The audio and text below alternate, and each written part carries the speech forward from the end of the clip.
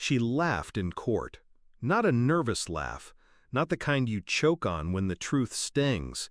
It was the sharp, cruel laugh of a woman who thought she had won.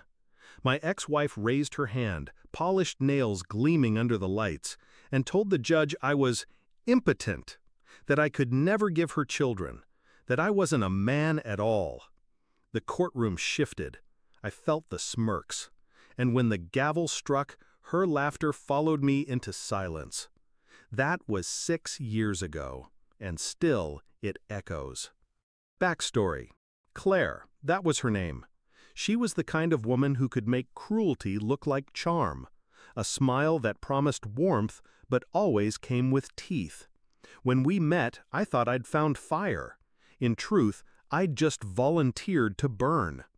I built her a home, funded her dreams, gave her loyalty, blind and undeserved. But loyalty means nothing to someone who feeds on dominance. The more I gave, the more she took. And when the marriage collapsed, she didn't just walk away, she dragged my dignity with her. In front of strangers, she carved me open with that lie, and she left me there to rot. Discovery. But time has a way of playing favorites. 6 years passed, enough for scars to harden into armor, enough for her to remarry, enough for me to build a new life. And fate? Fate has a taste for irony. A woman entered my world quietly. No cruelty, no games, only truth. With her came the one thing Claire had sworn was impossible. A son. Mine. The boy's first cry drowned out her courtroom laughter. His every step silenced her lie. I didn't chase revenge then. I didn't need to. But revenge has patience. It waits. The shift. One afternoon, I took my son to the park. The air smelled of cut grass and ice cream. His laughter echoed as we tossed a ball between us. And then I heard it. Her voice. I turned. Claire, walking with her new husband, his arm draped around her like a trophy he didn't know was rusted. She froze when she saw me. Her smile faltered when she saw him, my son. The contradiction to her public performance. The proof that her victory had always been a lie. Her face twisted. Confusion, denial, then fury. She grabbed her phone, and in broad daylight, in front of families and children, she dialed 911. Execution. Her voice rose, sharp, performative. "Yes, officer, I'm reporting a kidnapping. My ex-husband has stolen a child." People stared. My son squeezed my hand, eyes wide. I didn't move, didn't argue. I let her show the world exactly who she was. Minutes later, a squad car pulled up.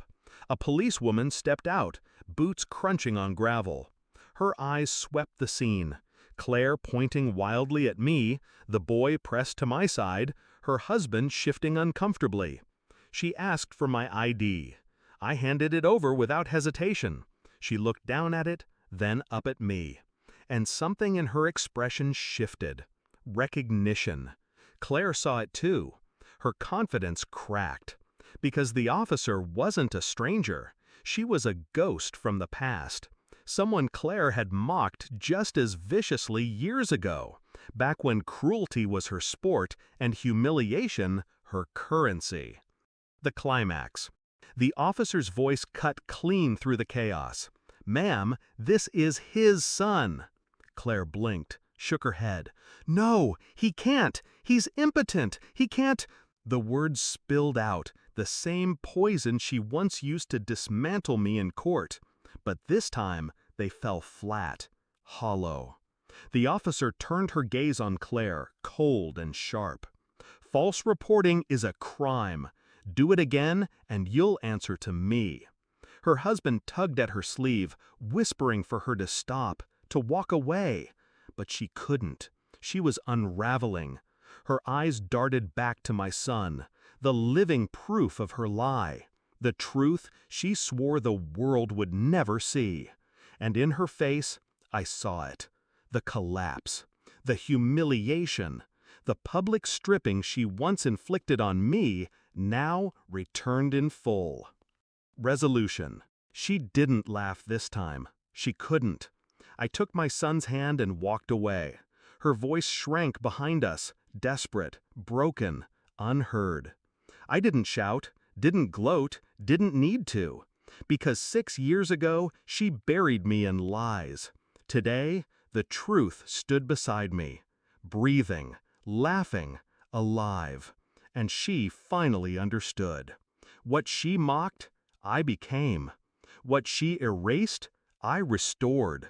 What she tried to kill in me, I resurrected.